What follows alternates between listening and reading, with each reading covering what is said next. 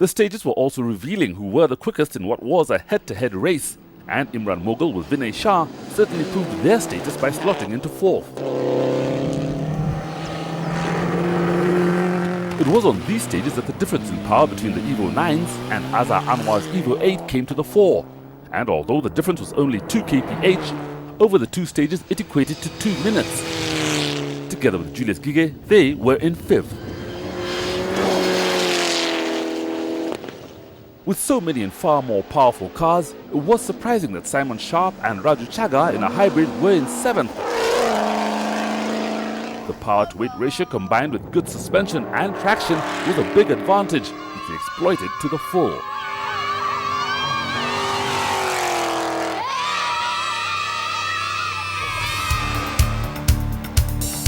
With 1/3 of the rally complete, Carl Tundo was in the lead by 52 seconds from Baldev Chaga, with Ian Duncan in third.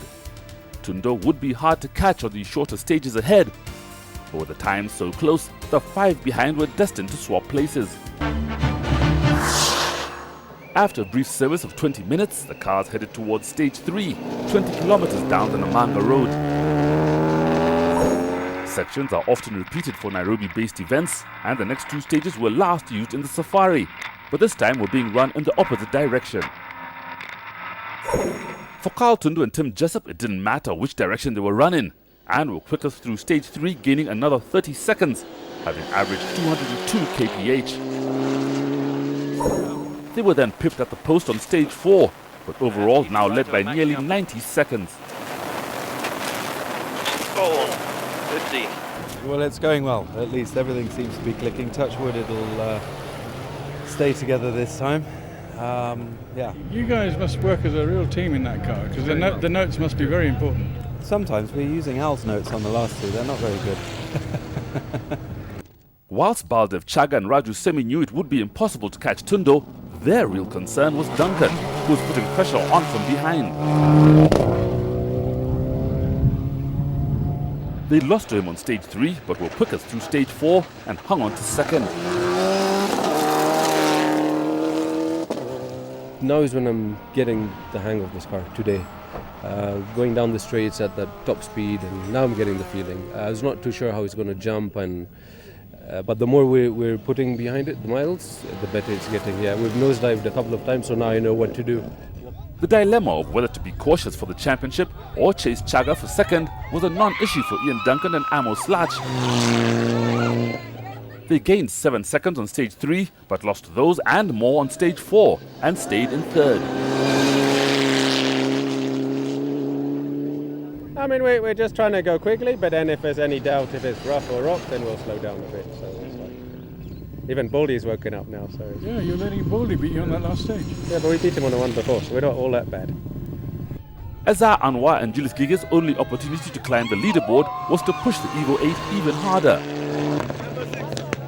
It paid off, and they overtook the car ahead to claim 4th, but to climb any higher, fate would have to intervene. It's an Evo 8, yeah. I kept begging for them to let me put an Evo 9 engine in it, and they refused. Actually, I'm enjoying it, surprisingly. Mainly because the car's going well for a change, so far, cross fingers. Imran Mughal and Vinay Shah were caught out by the increased pace on stage 3, and although they only gave away 14 seconds, it was enough to drop a place to 5th. Then on stage 4, they lost power, but would only know what the problem was once they reached service.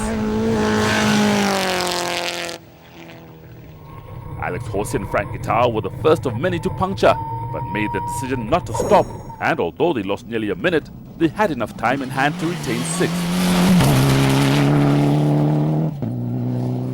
I had about 5-6 Ks before the end of the stage, and the wheel was already, once you've got a punch, you can never really reuse them. So you lose a lot of time driving on it, but you can get to the end of the stage in 4 or 5 Ks. Whereas a change, you lose 3-4 minutes.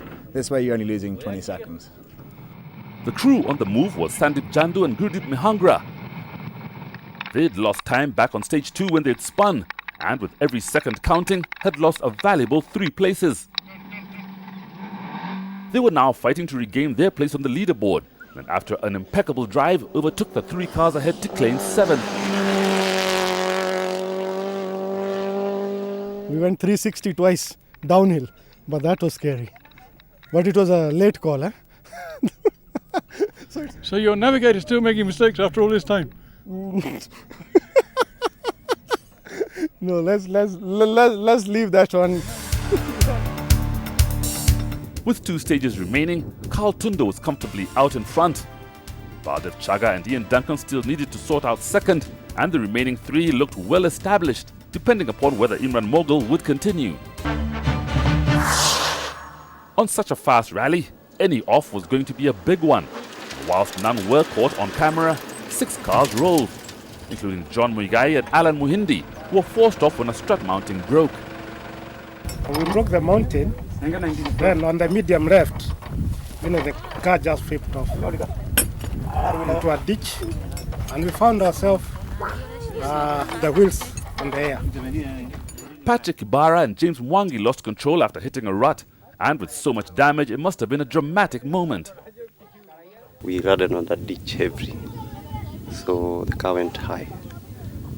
It could not be controlled, then we rolled, but we are fine.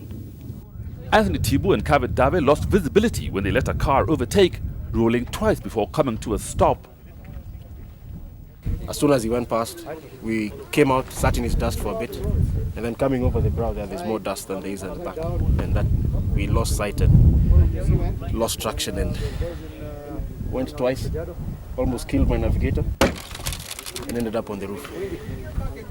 There were others who just had close encounters, including Farhan Khan and Thabit Kandwala, who argued with a tree.